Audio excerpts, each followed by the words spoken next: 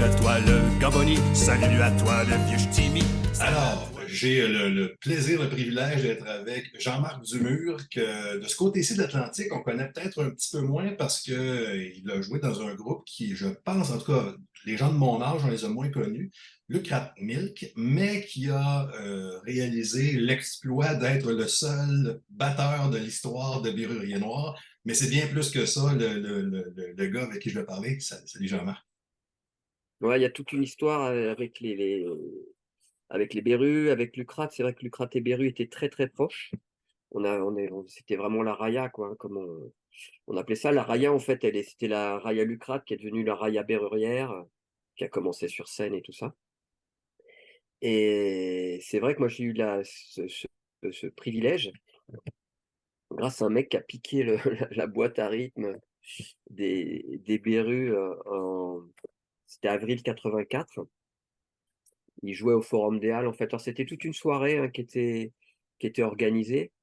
Il y avait le film de Jean-Michel Roux, Quartier sauvage, qui était projeté. Il y avait le film de FJ Ossan.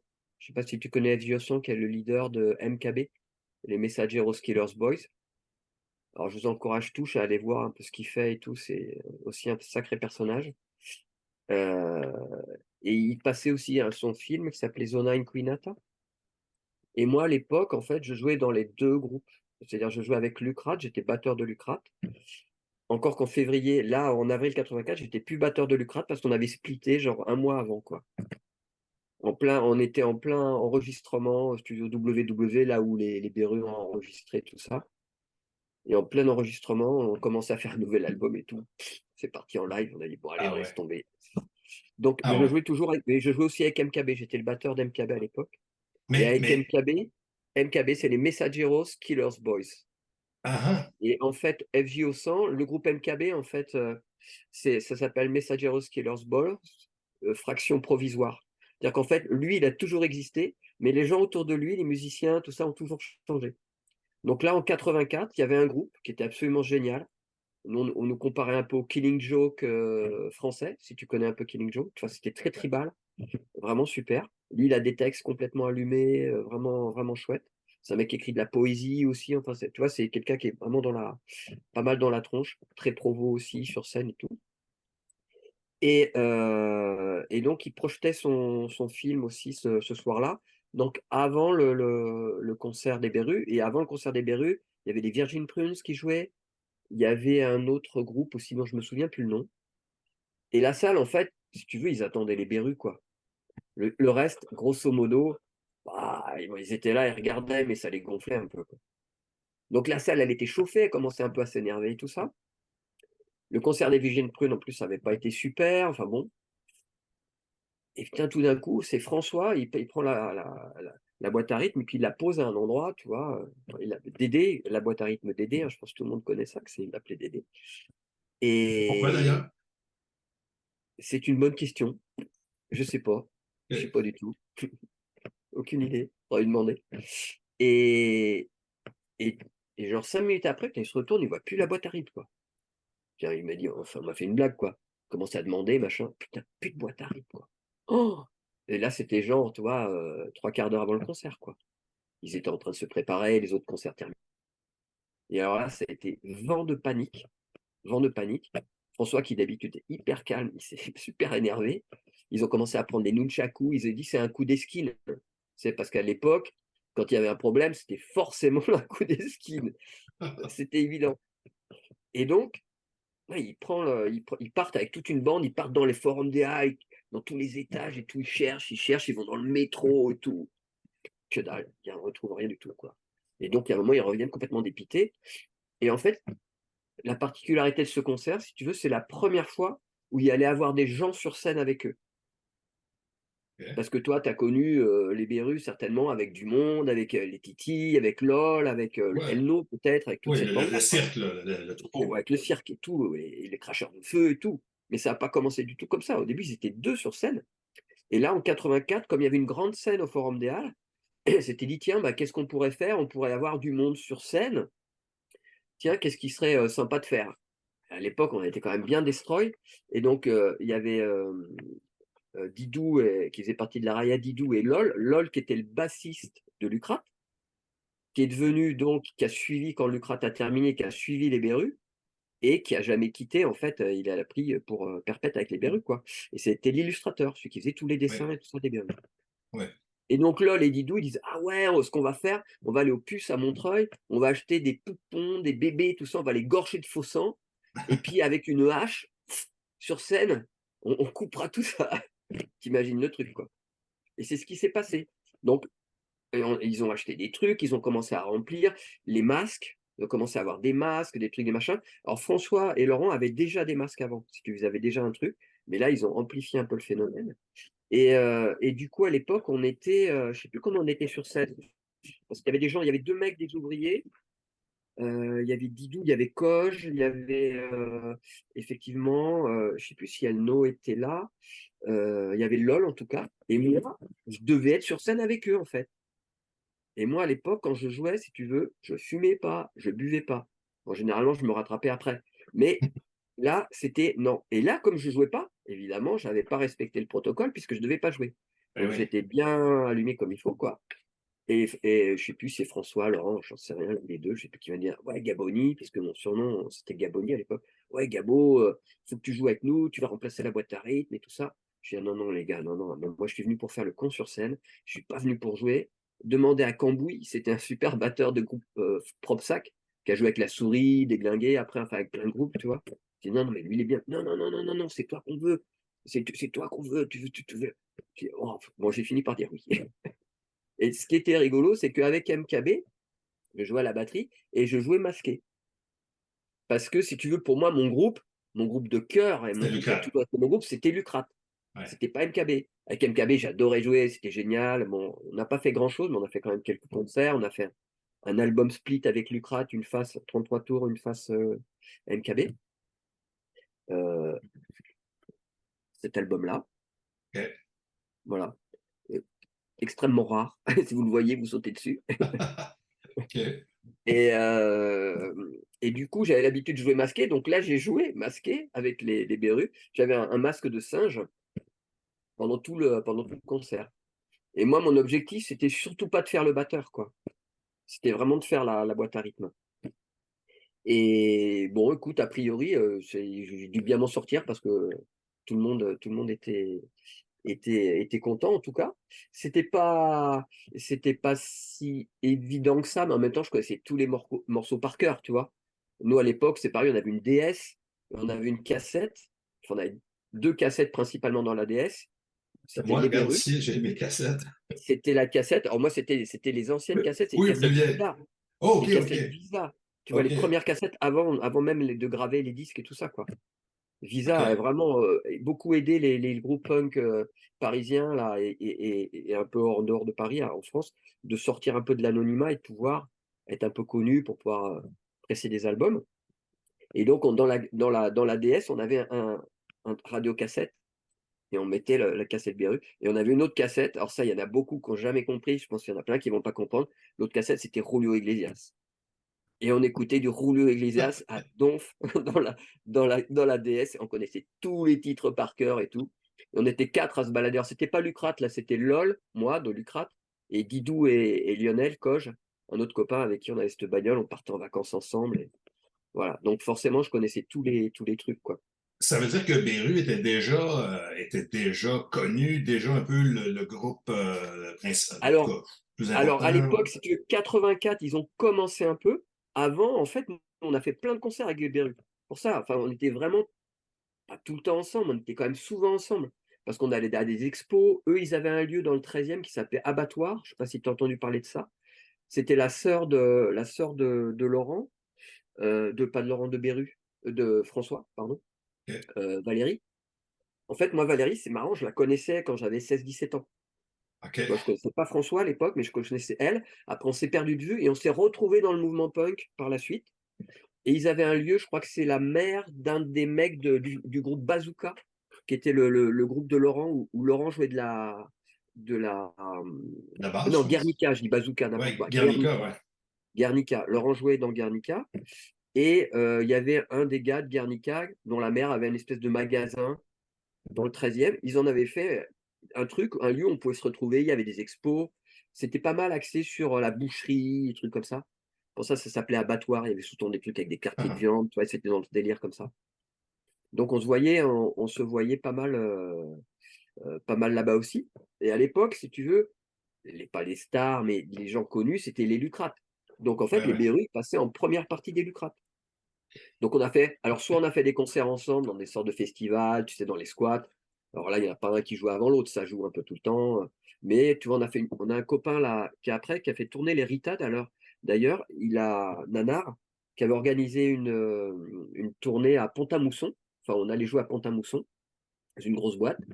Et donc il y avait les Berus, MKB et Lucrate en star à la fin. C'est excellent. Et moi, j'ai fait les deux concerts à la suite. Ouais. J'ai joué avec les Berus aussi, ils avaient leur boîte à rythme. Mais j'ai joué avec MKB et derrière avec Lucrate. Il y avait un premier groupe, les Cerbères, je crois, c'était un groupe local. Et nous, on était morts de rire, on était terribles. Hein. Parce qu'à la balance, le mec, il s'était électrocuté. Alors, il n'était pas mort. C'est électrocuté. Il a pris une monstre châtaigne avec sa guitare. Il y a de la bière par terre. Il avait les pieds dans la bière. Il est resté collé au micro. Et nous, on rigolait, quoi. On était terribles. Mais dis-moi, en tant que musicien, là, qu'est-ce qui t'a mené à ça? Est-ce que ça faisait longtemps que tu jouais de la musique ou c'était Alors, une non, vocation tardive? l'histoire, elle est complètement dingue. C'est mon histoire avec la musique. Moi, j'écoutais beaucoup de musique. J'aimais vraiment ça. J'avais à l'époque, c'était vinyle, bien sûr. Et puis, un jour, si tu veux, Masto et LOL, ils traînaient déjà ensemble. En fait, ce qui est très curieux dans cette histoire, tu vois, c'est que moi, j'étais à l'école, en première, avec LOL. OK. Je me suis fait virer. L'année d'après, j'étais dans une autre école à l'autre bout de Paris et j'étais en classe avec Masto. Oh, OK. Tu vois, deux trucs, OK. quoi. Ouais. Et puis, en fait, j'avais pas fait le lien entre les deux. Et tous les deux, ils se sont retrouvés. Je sais pas, je sais plus comment ils se sont retrouvés, mais sans moi. Enfin, je veux dire, j'avais pas de relation. C'est pas moi qui les ai mis en relation, tu vois. Et puis un jour, ils ont commencé à délirer sur un groupe, sur faire un groupe, sur tout ça. Puis LOL, tu sais, comme il est très graphique, ils ont commencé à faire un titre, un nom, parce que souvent, on allait faire les comptes toute la nuit, et le matin, au matin, à l'époque, à Paris, dans les petites épiceries, ils livraient le lait dans des espèces de trucs en grille. Ils les posaient devant. Et donc nous, qu'est-ce qu'on faisait? On passait la main et on chourait Eh du oui. lait, quoi. Ouais. Donc si tu veux, les lucrate milk, ça n'a rien à voir avec le lucratif. Pour nous, lucrater, c'était voler, en fait. OK. C'est des OK. voleurs de lait. Voilà. C'est comme ça que le OK. nom est venu. Et puis, ils ont commencé à taguer LOL. Il avait fait un super graphisme de Lucrate. Là, je ne sais pas si tu le connais, le Ouais. Ouais. graphisme de Lucrate. On l'a vu, ouais, sur ton disque. Ouais, ouais. Donc, il avait fait ça. Donc, on commençait à voir les trucs dans le dos, machin et tout ça. Et un jour, ils ont rencontré des mecs. Ils leur ont dit ah ouais, Lucrate Milk, super, on les a vus en concert et tout ça. Alors que le groupe n'existait pas, quoi. Tu vois. D'accord.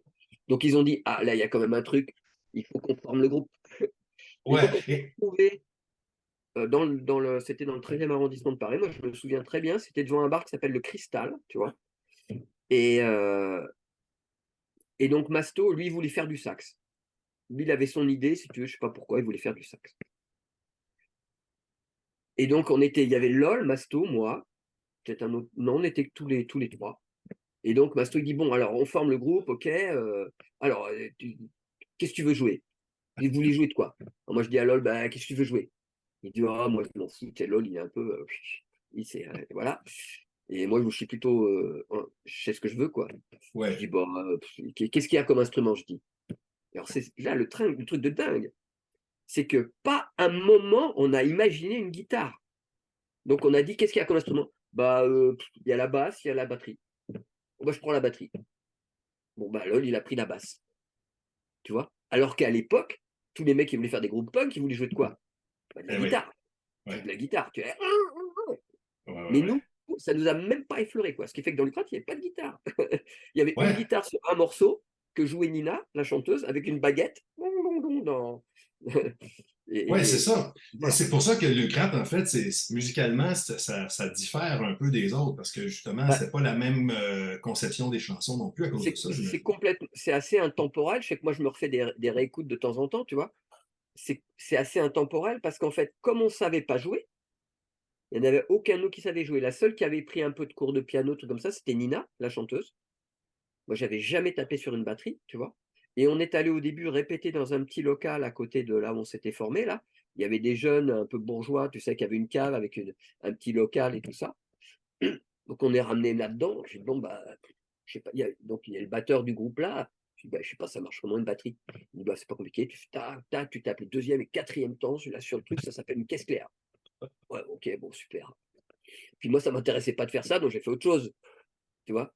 Et on a fait notre première compo. À la première répète, on a fait une première compo et pas loin de là, habitait un mec qui s'appelle Blaise Masson, qui était le petit-fils de Masson, le peintre, très connu. Alors son prénom, je sais plus comment c'est, mais Jean peut-être, je sais plus.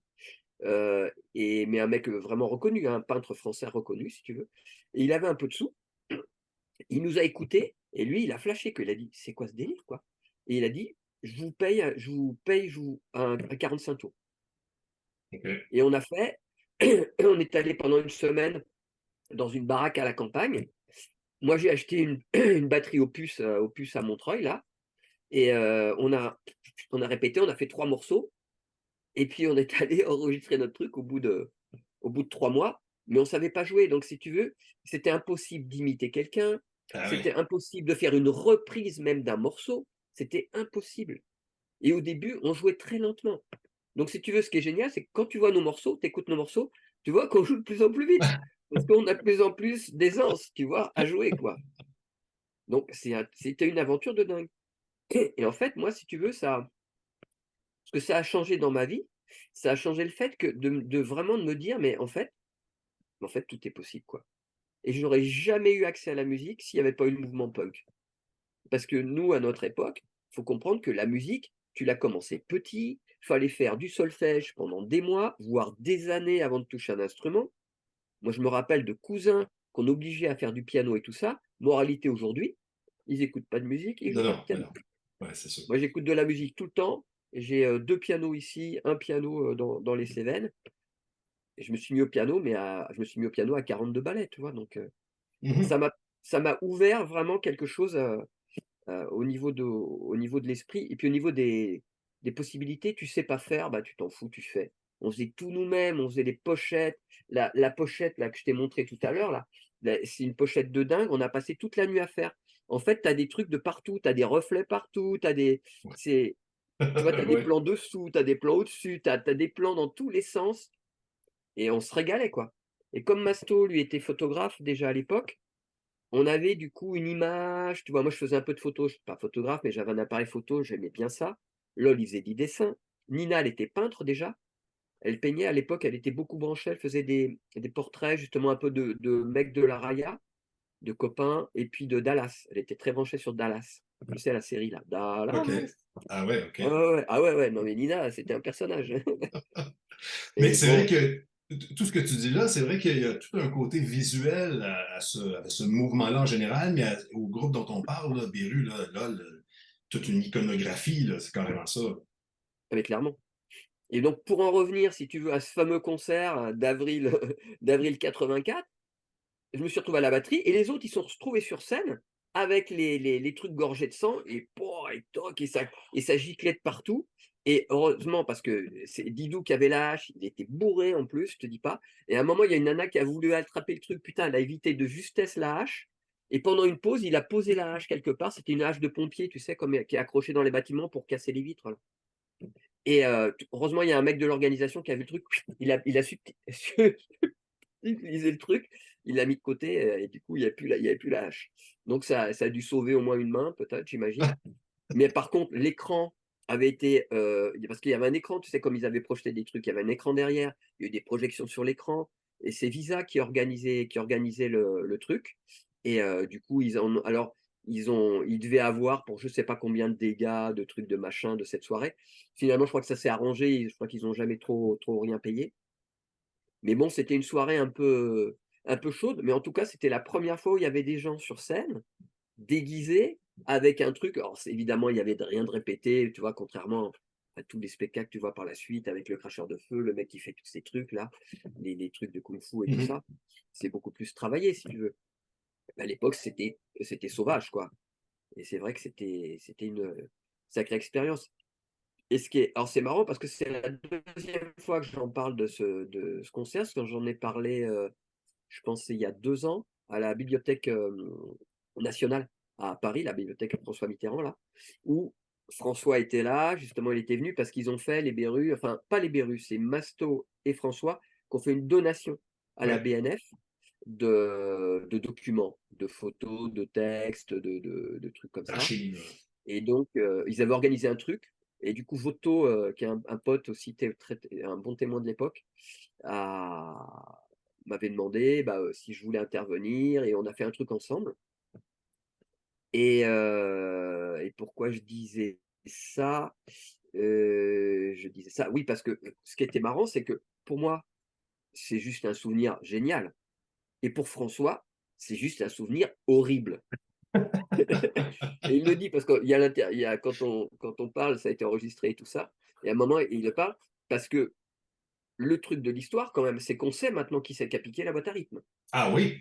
Bien sûr! Et on l'a su des années après, en fait. En fait, tu sais, les grandes écoles, ils se font des bizutages. Ah oui. Alors, tu as Oui. des bizutages à l'entrée, mais tu as des bizutages à la fin, quand tu as fini tes diplômes, et il faut que tu fasses un truc à la con. Et Ouais. donc, c'était une école, je sais pas, c'était pas une école de médecine ou j'en sais rien, enfin une grande école, un truc comme ça. Et les mecs avaient dit au gars, t'es pas capable de piquer la boîte à rythme des Berus. Ben, le mec, il a piqué Wow. la boîte à rythme des Berus. C'est ouf, quoi. Wow. Tu Ouais. vois? Oui. Mais oui, mais une chance que vous ne l'aviez pas trouvé sur le coup parce que Oui, je pense pour lui qu'il a eu la chance qu'on lui tombe pas dessus sur ce coup-là. Ça, c'est sûr. Tu vois, François qui est très zen, très calme, là, il était vraiment vénère.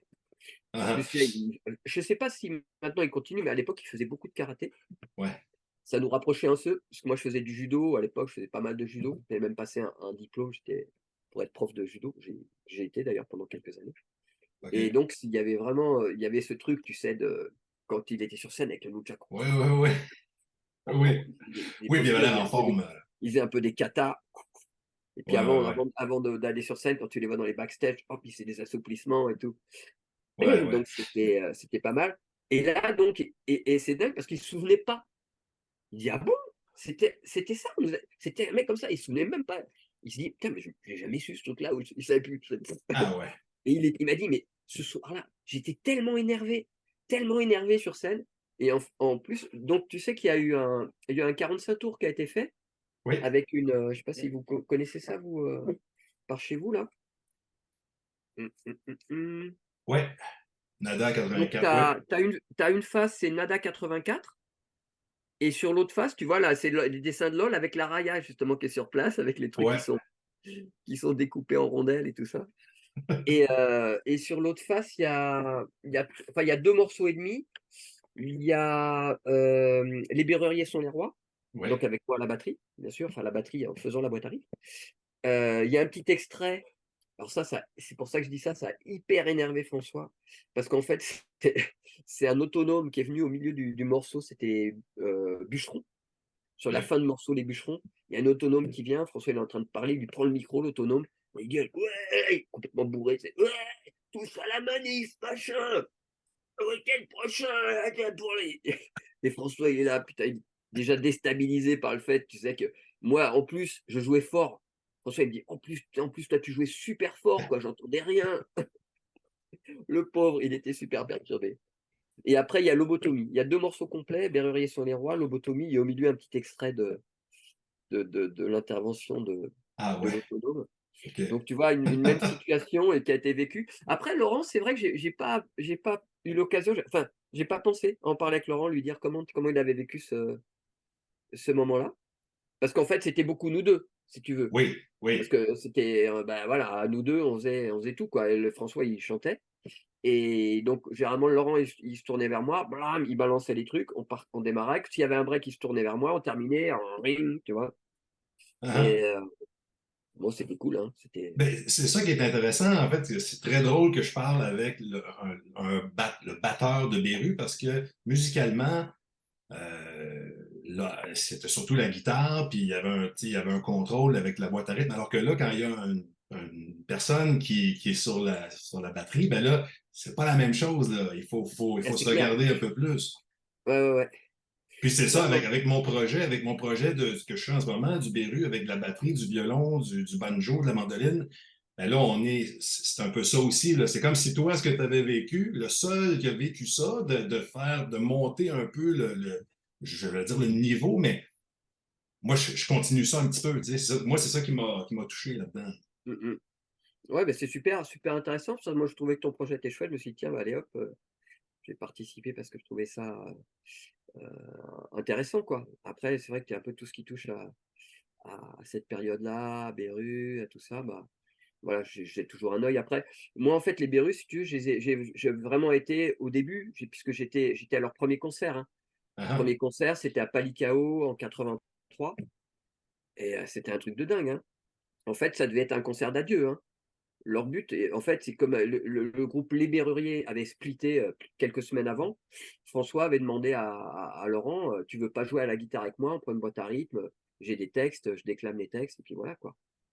Puis ils sont arrivés, quoi. Waouh! Tout le monde était là. Waouh! C'est quoi ce truc-là, quoi? Et du coup, ça a démarré là, quoi, alors que ça devait se finir. Mais déjà à l'époque, c'était un truc de fou. À Palikao, je me rappelle, il y avait une tête de porc, une vraie tête de porc, hein, pendant le concert. On se jetait la tête de porc comme ça. OK. C'était ambiance, hein. Ah ouais, C'était moi pas je un sais pas ballon de si. plage, là. Non, non, non, c'était pas les Ludwig. Hey, J'avais j'aimerais pourtant les ça. Ludwig. Oui, vas-y, J'adore. vas-y. Non, je dis parce que les Ludwig, c'est les ballons. Mais les Ludwig, c'est le côté fun. Les Berus, c'est le côté noir, tu vois, Oui, politique, politique, ouais, et ouais. lobotomie, c'est l'hôpital. Et puis nous, à l'époque, Lucrate, on était très branchés hôpital, quoi. On passait souvent les nuits dans les hôpitaux à faire des trucs pas géniaux, géniaux, tu vois. Et mais voilà, il y avait ce côté noirceur, et puis tu vois, donc on était pas mal branchés aussi sur tout ce qui était psychiatrie, de ce genre de choses. Masto, lui, travaillait déjà à l'époque, il faisait un peu des séjours, tu sais, avec des personnes en situation de handicap. Il OK. était pas mal familiarisé avec l'autisme, avec des choses comme ça. Ah Donc ouais. on était un peu au fait de tout ça.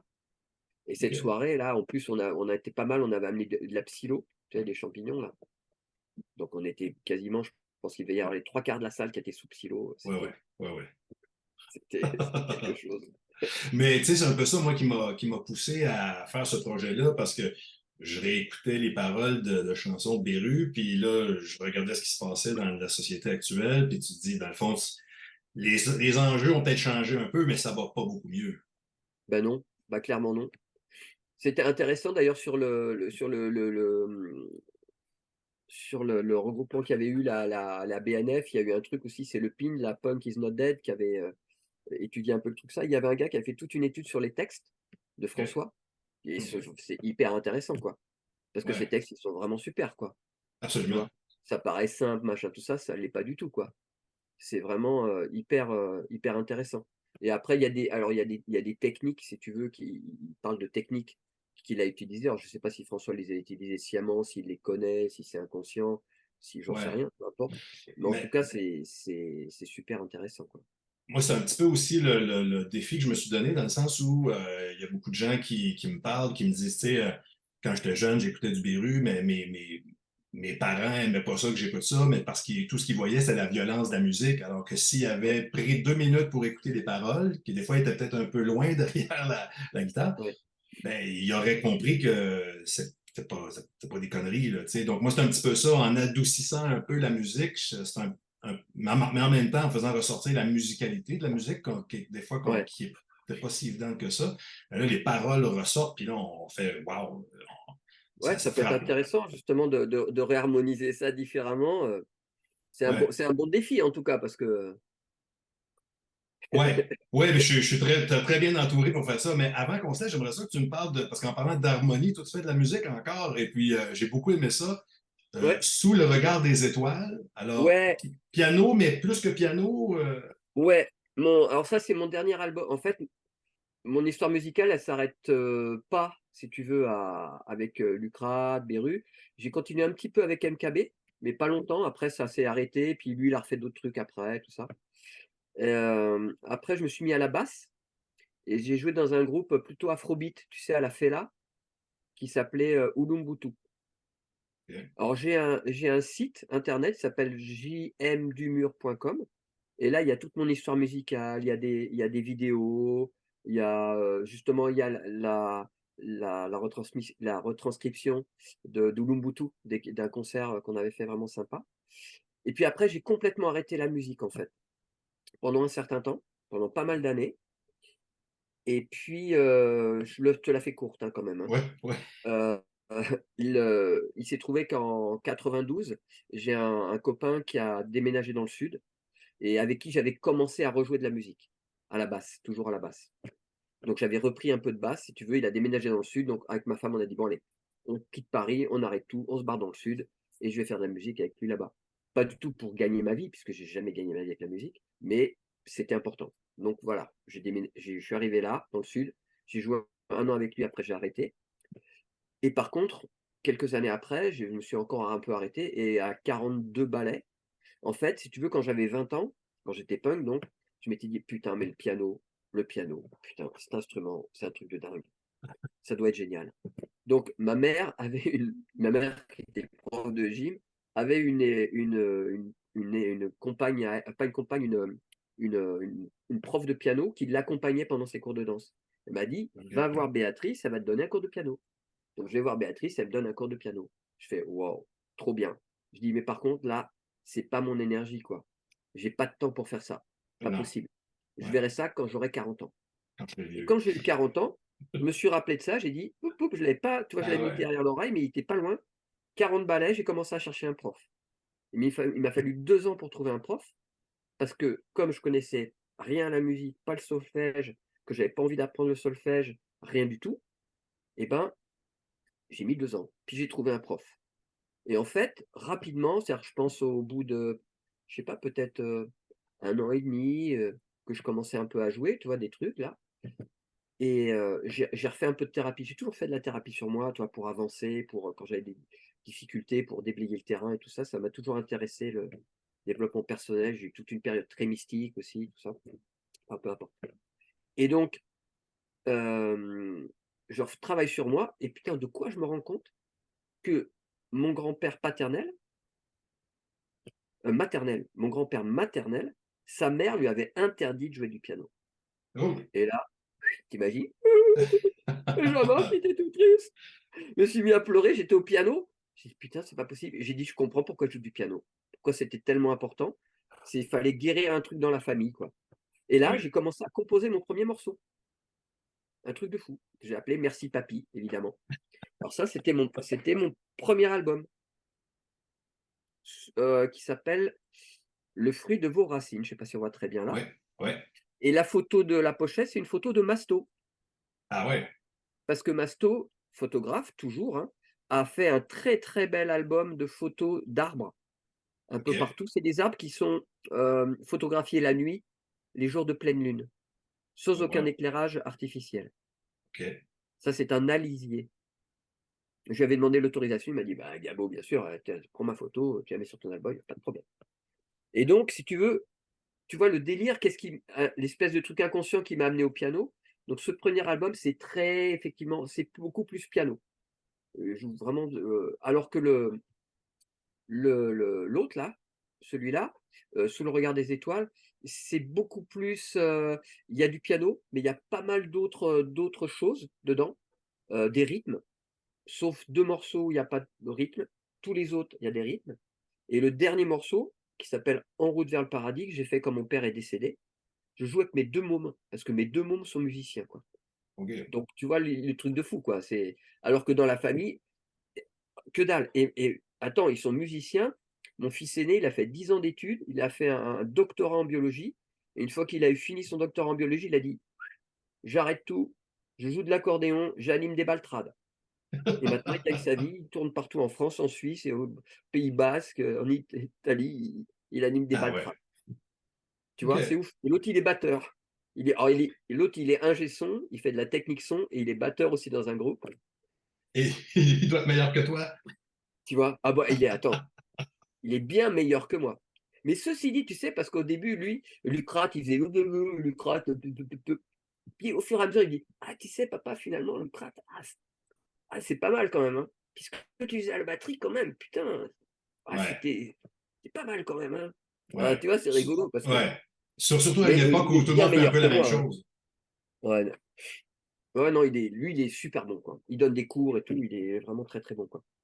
Et donc cet Bon, univers, si tu veux, là, je suis cet album, c'est l'album un peu du confinement, parce que quand on a été confinés en France, enfin en France, c'est un peu partout, vous avez dû y avoir droit aussi, vous, là-bas, non? ouais, ouais, ouais, Ça a ouais. été pas mal relou aussi, par chez vous. Quand on est partis, tu vois, nous, on est en France, ils nous ont dit: «Vous partez pour 15 jours». Moi, j'ai dit: «Ni, ni, ni, ni, on part pas pour 15 jours». J'emmène l'ordinateur, le piano et on est parti dans les Cévennes. On a acheté une OK. maison à 3 familles, enfin une maison, plusieurs maisons à 3 familles dans un petit hameau là. On est parti là-bas, j'ai emmené tout le matos et je dis: «Bah, ça va être l'occasion. Je vais pouvoir m'y poser» parce que j'avais pas beaucoup de temps, je travaillais beaucoup, tout ça, j'étais débordé. La musique, si tu veux, c'était pas l'essentiel, quoi. C'était Mhm. essentiel quelque part pour mon âme, mais Ouais. pour ma vie financière, non. Et du coup, j'étais là-bas, j'avais deux trois morceaux, toi, qui tournaient dans ma tête, tout ça. Et donc j'ai commencé à enregistrer là-bas et ça a mis 1 an, si tu veux, j'ai enregistré pendant tout le confinement, le premier et le deuxième. Mes gamins, ils sont venus là-bas pour enregistrer avec moi le morceau, puisque du coup, il y a le morceau sur lequel ils jouent avec moi. Tao, donc à l'accordéon, et Gaël, il a fait batterie et basse aussi. OK. Et pour moi, c'est un album très chamanique. Je suis très branché là-dessus. Tu peux voir le petit tambour là. Ouais, Il n'est ouais. pas si petit que ça d'ailleurs. Et ça a été vraiment un album qui m'a été vraiment, vraiment inspiré, quoi. Et c'était génial, quoi, de faire ça dans la Cévennes. Toi, j'étais vraiment au milieu de la nature, quoi, dans une petite maison en bois. Et c'était super. Après, si tu veux, je suis pas musicien dans le sens, je sais pas ce que je fais, tu vois. Euh, C'est à peine si je joue en majeur, en mineur, tout ça, les gammes, j'y connais rien. C'est juste, je joue, j'ai un truc et puis je fais. Ouais, Et mais sur cet tu fais un album, beau niveau quand même. C'est beau. Parfait. Tu peux continuer comme ça. bon, c'était gentil. Je suis content, si tu veux, de l'album. Et le truc, c'est que je me suis vraiment tout permis. C'est-à-dire, dès que j'avais un truc qui me traversait l'esprit, tu vois, j'entendais un espèce de truc dans ma tête qui disait, fais ça. Tu vois? Alors fais ça, ça pouvait être, je sais pas, ça pouvait être, cherche un autre rythme ou ça pouvait être, tiens, inverse tes notes, fais-les dans un sens, fais-les après dans l'autre ou je sais pas quoi, tu vois? Je sais rien. Ben, j'ai tout ce qui m'est passé par tête, je l'ai fait et à chaque fois que je faisais ça, je faisais: «Ah ouais, ouais, c'est intéressant. Ah ouais, c'est bien». Tu vois? Alors je me suis fait plaisir avec l'album parce que j'ai sorti en CD, mais je suis sorti en vinyle aussi. Ah ouais. Vinyle violet. Ah ouais. Ah ouais, là, je me suis fait plaisir. Je m'étais dit, si tu veux, si j'ai une belle pochette, et franchement, j'aime bien la pochette, Tellement. je me suis dit, bah, je fais vinyle. Donc, OK. comme j'ai trouvé une belle photo pour la pochette, alors c'est pareil, en fait, hein, c'est un peu à l'époque, un peu comme à l'époque Lucrate, hein, j'ai tout fait moi-même, hein. Sauf que j'ai enregistré, mais après, j'ai été mixé quand même. Ah ouais. Ouais. Alors, je suis hyper content du mix parce Ça sonne que très bien. c'est un pote à mon fils, tu sais, mon fils cadet, là, Gaël. Enfin, cadet, le petit, hein, il a 30 ans. Ça fait rire, ça fait rire, le petit, il a 30 ans. Et qui a un pote à côté d'Alès. Moi, j'habite dans le Gard, c'est au-dessus de Nîmes, tu vois, pas très loin de Nîmes. La France, Marseille, Paris, Marseille, Oui. Nîmes. Ben, moi, j'ai habité en Drôme et en Ardèche quand j'étais jeune. Ah, mon fils aîné, Tao, qui joue de l'accordéon, il est à Die, dans la Drôme. OK. Donc, ouais, ben, on n'est pas loin. C'est pas là à 10, c'est pas là qu'il y a la maison de disques de Beru? Bien sûr, archives de la zone mondiale, et de Beru et de Lucrate. Ah oui, Lucrate est avec ça, avec eux autres Ah, bien aussi. Ah ouais. sûr. OK. Lucrate, ils ont récupéré tous les trucs depuis maintenant pas mal de temps. Lucrate, ils ont ressorti le premier 45 tours. Ils ont quoi? Tiens, justement, le fiston qui appelle, je le rappellerai tout à l'heure. Ils ont ressorti le premier 45 tours. Le premier 45 tours, c'est celui-là, Ouais. avec une pochette, tu sais, qui s'ouvre avec à l'intérieur tous des trucs monstrueux, là, bien, bien, bien comme il faut. Quand je t'ai dit qu'on était branché hôpital. Il y a un projet de ressortir un jour celui-là, c'est le deuxième 45 tours. OK. Je sais pas si ça se fera. Et c'est eux qui ressortent tous les Lucrates.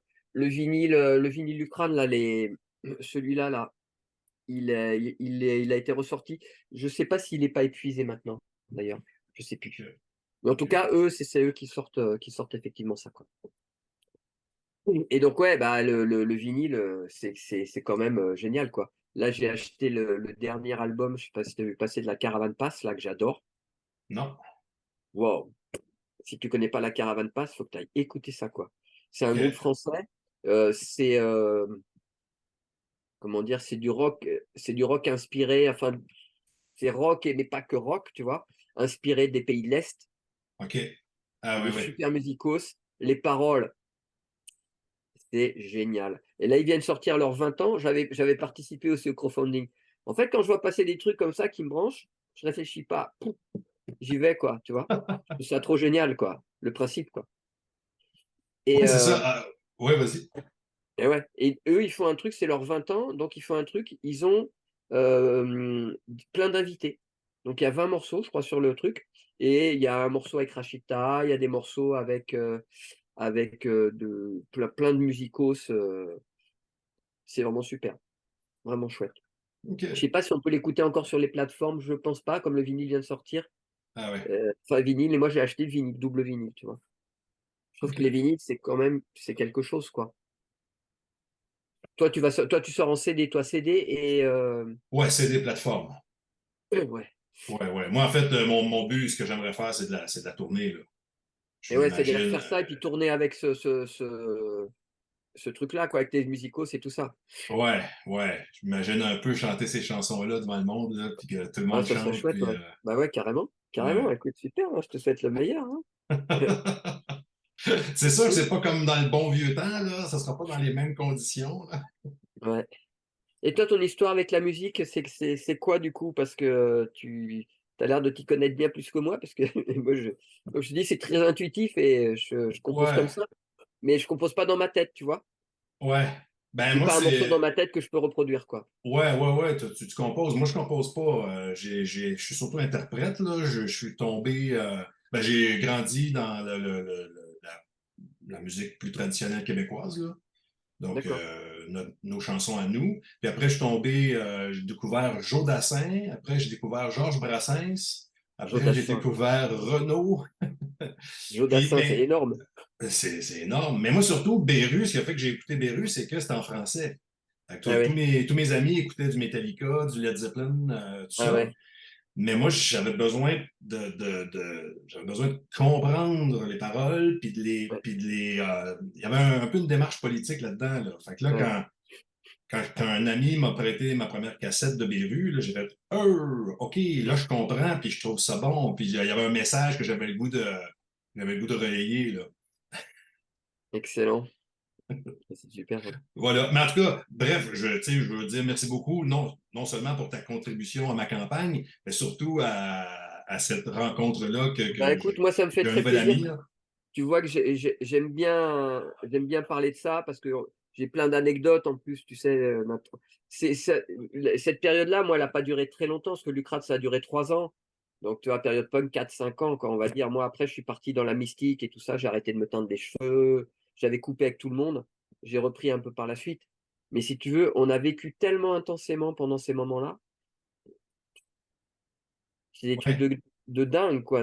Donc, on a accumulé beaucoup de choses. Et bon, voilà. Bon, moi, je suis toujours resté relativement clean, tu vois. Enfin, clean. On a touché à plein de trucs, mais voilà, je suis pas resté coincé là-dedans, quoi, en tout cas. ouais, Tu vois, je suis vraiment passé à autre chose et c'est bien parce que il y en a beaucoup qui sont plus là, quoi. ouais, ouais, ouais, c'est ça. Puis même dans Béru, il y en a un, je pense, qui était décédé. Bah, et alors, il y a Elno, et puis il y a eu Trad, Philippe. Philippe, il faisait de la raïère, lui, il a été assassiné, hein, Ah carrément. ouais, Ça craint. ah ouais, ouais. Ouais. Non, c'est ça, le mouvement punk, c'est bien quand on y entre, c'est bien quand on est dedans, mais c'est bien aussi d'en sortir. Ouais, ouais, ouais, ça peut être. c'est assez destroy, quoi, en fait. Mais Ouais, après, il y avait vraiment de tout, hein. Il y a des gens effectivement qui étaient vraiment dans le destroy. Moi, j'ai toujours vécu le punk, si tu veux, non pas comme un no future, tu vois? Mais plutôt comme un ici maintenant, tu ah, vois? ah Et un ici oui, maintenant, c'est-à-dire que tu vis les trucs tels quels sont là, maintenant, tu en profites parce que c'est trop génial et tu vois, tu te projettes pas dans l'avenir, quoi. Tu vois, j'étais plutôt là-dedans et ça m'a fait marrer parce que quand je suis rentré dans la mystique et tout ça, bah, ici maintenant, c'est vraiment de ça dont on parle, tu vois? mhm. Il y a que le présent qui existe, quoi, hein. Tu es là, ça et puis tu déjà de fait, ça y est déjà plus, tu vois? Ouais, ouais, ouais. Donc c'est intéressant, ouais, le parcours. Ben, Jean-Marc, merci beaucoup. Bah, Merci. hésite pas si il y a d'autres sujets ou d'autres trucs à un autre moment ou j'en sais rien Oui. sur Ou si d'autres, si je tourne en France pour venir jouer une chanson ou ah deux. bah, ouais. Merci beaucoup.